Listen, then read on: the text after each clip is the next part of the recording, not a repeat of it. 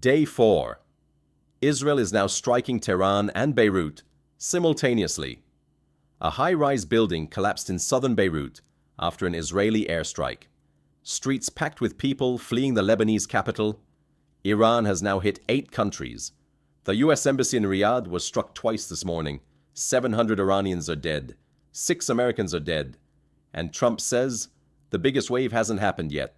For 72 hours, Lebanon watched nervously as the Iran war unfolded across the region. Then Hezbollah made its move. The Iranian-backed militia launched a barrage of rockets, missiles, and drones at northern Israel, declaring it was acting to avenge the killing of Supreme Leader Khamenei. Israel responded immediately and without restraint. According to CNN's Matthew Chance, reporting live from Beirut, Israeli airstrikes have been pounding the southern suburbs of the city, known Hezbollah strongholds, through the night. One high-rise building collapsed after a direct strike. More than 50 people have been killed across Lebanon in 36 hours. Over 150 wounded. Thousands forced to flee their homes in southern Lebanon. Lebanon's government has taken an unprecedented step, formally outlawing Hezbollah's military activity. It sounds symbolic. It is symbolic. But it is also dangerous. It risks fueling direct confrontation between the Lebanese army and Hezbollah in the middle of an active war. As CNN's Matthew Chance put it, Lebanon is slowly getting drawn more and more into the Iran war, something it desperately wants to avoid. On the northern border, the Israeli military says it has seized additional posts inside Lebanese territory, widening what it calls an enhanced defense posture. Israel has held 5 positions in southern Lebanon since its 2024 war with Hezbollah. That buffer zone is now expanding. This is not described as a ground invasion, but ground forces have crossed the border. Iran is creating enemies faster than it can fight them. According to CNN's Paton Walsh, as of this morning, Iran has struck targets in Kuwait, Bahrain, the UAE, Saudi Arabia, Oman, Iraq, Lebanon, and the British RAF base at Akrotiri in Cyprus.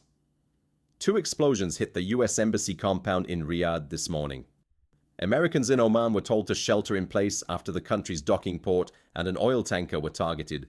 According to the Iranian Red Crescent, the death toll inside Iran has now exceeded 700 people since the start of Operation Epic Fury.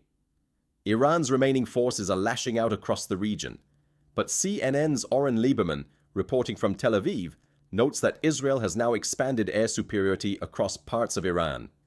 In practice, that means Israeli aircraft can operate over Iranian territory largely unopposed.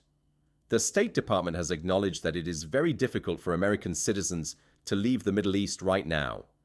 That includes citizens in Israel, in the Gulf states, and across the region. Dubai International Airport remains effectively shut. Doha's Hamad International suspended. The air travel disruption is now the worst since COVID-19. On day 4, Donald Trump has promised what he called a big wave attack against Iran. Speaking at the White House, Trump said the operation is running ahead of schedule, but he warned that the hardest hits are yet to come. Secretary of State Marco Rubio echoed that warning directly. The next phase will be even more punishing on Iran than it is right now. Israeli Prime Minister Benjamin Netanyahu went on Fox News to address Americans directly. He said, "You're not going to have an endless war. This terror regime hijacked Iran from the brave Iranian people 47 years ago. This is going to be a quick and decisive action." Netanyahu also spoke about what might follow in Tehran. Describing a future democratic government, no timeline was offered. But analysts are skeptical. CNN's Paton Walsh noted that Iran is being pushed into an exceptionally tight corner, and the question is whether Tehran can continue to escalate or need some sort of off-ramp. Right now, there is no off-ramp visible. Here is where things stand on day 4. Iran has struck 8 countries. Most of its missiles and drones are being intercepted, but not all. Some are getting through. Hezbollah has entered the war. Israel is striking both Tehran and Beirut simultaneously. For the first time in history, Israel's ground forces have crossed into Lebanon. Not an invasion, but troops are there.